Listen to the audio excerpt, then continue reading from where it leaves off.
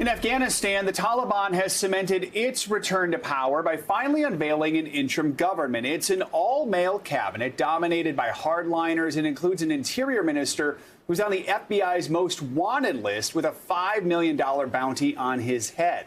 NBC News correspondent Ali Arouzi joins us now from Tehran with the latest. So first of all, Ali, tell us about some of the more important names in this new caretaker government, and are there any surprises?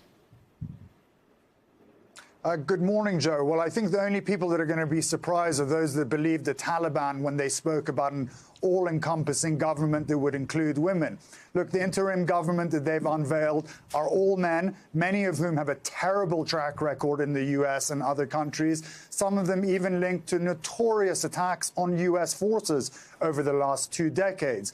The Taliban's supreme leader, Mullah Akhundzadeh, has appointed Mullah Muhammad Hassan Akhund as prime minister. He was foreign minister when the Taliban ruled in the 90s and is on a UN blacklist. The interior minister is a man with a ruthless reputation, the leader of the Haqqani militant group, Sirajuddin Haqqani, who is wanted by the FBI. And unlike the wider Taliban, the Haqqani network has been designated a foreign terrorist organization by the U.S., and it maintains close ties with al-Qaeda. Other notable figures include Mullah Yaqub as acting defense minister. He's the son of the former founder of the Taliban, Mullah Omar. A Taliban co-founder, Mullah Abdul Ghani Baradar, who oversaw the signing of the U.S. withdrawal agreement last year, will be deputy prime minister. So it's a pretty Taliban-inclusive interim government.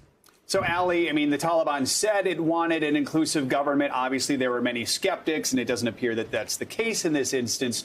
What's the reaction? How is this going down with Afghans, and what's been the reaction in the U.S. and other countries? That's right, Joe. Despite talk by the Taliban of an inclusive government, it's exclusively made up of individuals who are members of the Taliban or their close associates, and unsurprisingly, no women in the cabinet. Amazingly, Joe, the Ministry of Women's Affairs even seems to have been dismantled for now. And I think that's one of the main concerns for Afghans, is that a lot of what the Taliban promised just isn't going to ring true. The fear is that those were hollow words in order to gain recognition of the international community, to get sanctions lifted, and to receive financial aid. But the reality is that their actions speak louder than their words, and they may have moderated their behavior slightly, but I think that's little comfort to the Afghan people, especially women.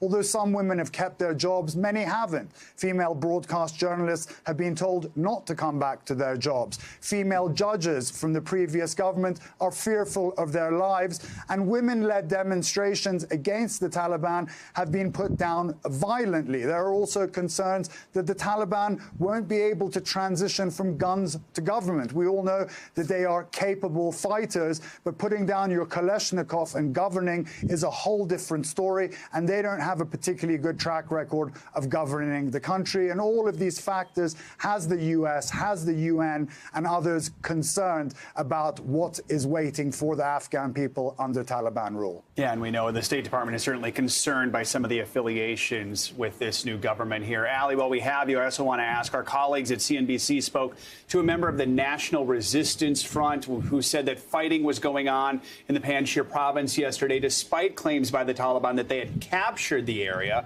We're also hearing concerns of a humanitarian crisis brewing there. So what's the latest?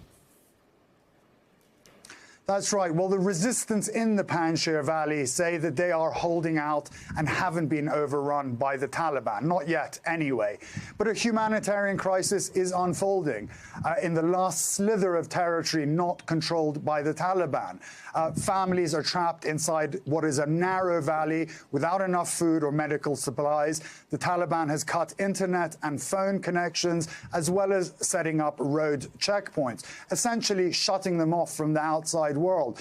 But Joe, the small multi-ethnic community of the Panjshir Valley are famous for resisting invasions. Once led by Ahmad Shah Massoud, who repelled Soviet invasions in the 1980s and the Taliban offensive in the 1990s, he was assassinated 2 days before 9/11. Now, his 32-year-old son, Ahmad Massoud, educated in the UK at a British military academy, leads the National Resistance Front. They are holding out.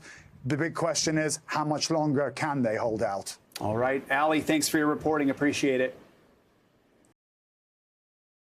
Thanks for watching our YouTube channel. Follow today's top stories and breaking news by downloading the NBC News app.